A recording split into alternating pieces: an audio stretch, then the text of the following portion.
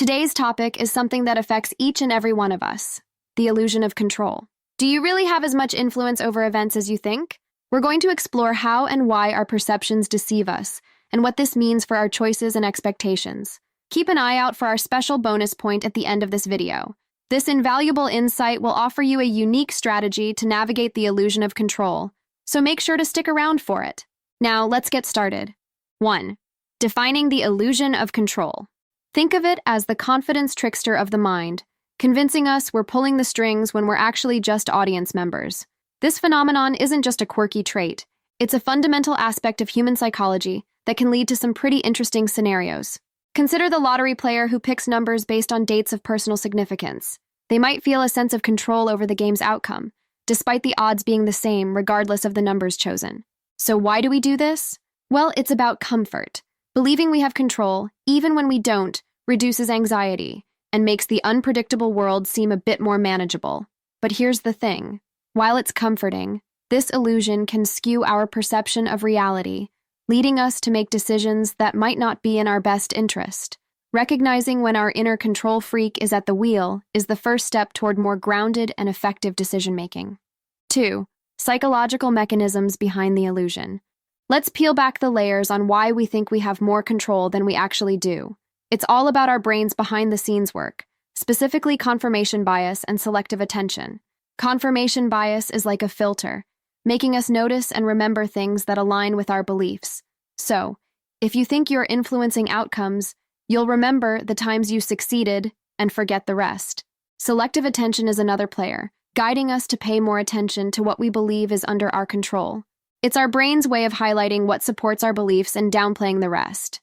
Together, these mechanisms create a convincing illusion that we're in the driver's seat, even when we're not. This matters because it influences every decision we make. But when we understand the tricks our mind plays on us, we can start to see things more clearly. Recognizing these mental shortcuts helps us step back and assess situations more objectively, leading to better decisions and a clearer grasp of what we can truly control. It's not about removing confidence. It's about aligning it with reality. 3. Impact on decision-making. Whether it's in business, our personal lives, or even in making policy, believing we have more control than we do can lead us down some interesting paths. When we think we're the puppeteers, our choices can take a turn.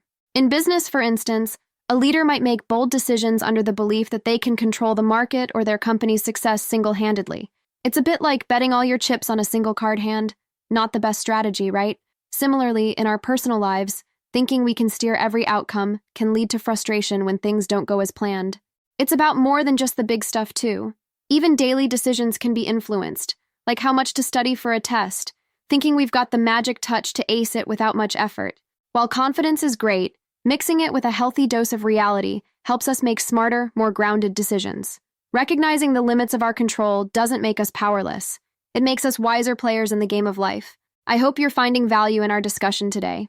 If so, could I ask a favor? A simple like, a share, or hitting that subscribe button goes a long way. It's more than just boosting the channel. It's about creating a community. Thank you. 4. Psychological and social implications. Exploring the illusion of control's broader impact, let's look at how it affects our mental health, relationships, and even our work environment. It turns out, understanding that we don't have a magic wand to control everything can actually be quite liberating. In terms of mental health, constantly believing we must control every outcome can be exhausting. It's like running on a treadmill and expecting to reach a destination. But realizing that some things are out of our hands can reduce stress and increase our resilience. In relationships, if we think we can control the other person's feelings or actions, we're setting ourselves up for disappointment.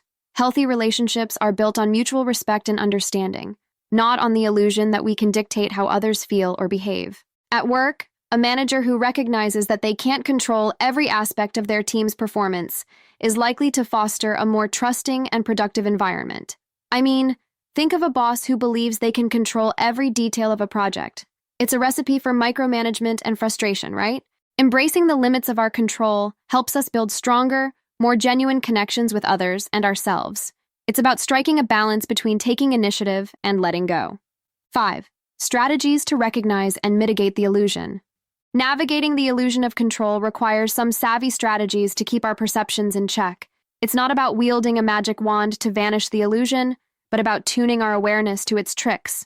First off, mindfulness is a game changer. It's like turning on a spotlight on the stage of our mind, illuminating the scripts of control we often follow unconsciously. By being present and observant of our thoughts and reactions, we can catch ourselves when we're overstepping the boundaries of our control. Critical thinking is our next trick. When faced with a decision or judgment, pause and ask yourself, am I overestimating my influence here? This is like being a detective in your own mind, scrutinizing the evidence of your control over situations. Journaling can also be a powerful tool. It's like keeping a logbook of your mental journey, tracking when you felt in control and comparing it with the actual outcomes. Over time, you'll start to notice patterns and adjust your sails accordingly. These strategies aren't just about dialing back our control, but about recalibrating it. It's empowering to know where our true influence lies and where we might be overreaching. By embracing these strategies, we're not surrendering control, but fine-tuning it to be more effective and realistic. 6. The role of feedback and learning. Let's explore how feedback and learning from our actions shape our understanding of control. It's about making choices and about reflecting on their outcomes. This feedback loop is essential for fine-tuning our sense of control. When we make a decision, it's like conducting an experiment. The outcome gives us data. Did things go as planned? If not, what can be learned?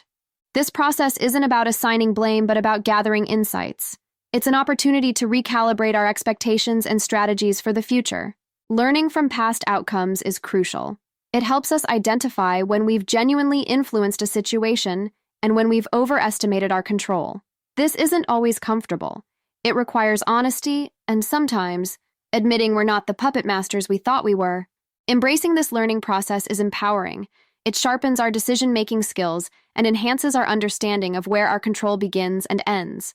It's about building a more nuanced, realistic perspective on our ability to influence events.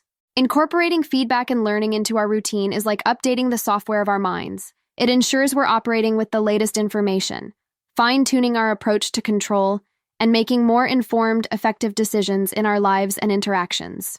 Now let's dive into the bonus point we saved for last. Embracing the role of chance. In a world where control is a desired asset, acknowledging the power of chance can be revolutionary. Recognizing that not everything is within our grasp is liberating and a strategic advantage. So, how does one make peace with the role of chance? First, by understanding its presence in every aspect of life, from the flip of a coin to the global economy's fluctuations. Adopting a stance of strategic flexibility means preparing for multiple outcomes rather than just the one you're aiming for. This mindset shifts the focus from trying to control the uncontrollable to adapting and thriving in uncertainty. For instance, in investments, savvy investors diversify their portfolios, knowing that the market's whims are beyond anyone's control. They prepare for various scenarios, mitigating risks and maximizing opportunities. This approach doesn't undermine the importance of effort or strategy. Instead, it adds a layer of realism to our endeavors. By embracing chance, we also open ourselves to serendipity, those unexpected events that can lead to breakthroughs and opportunities.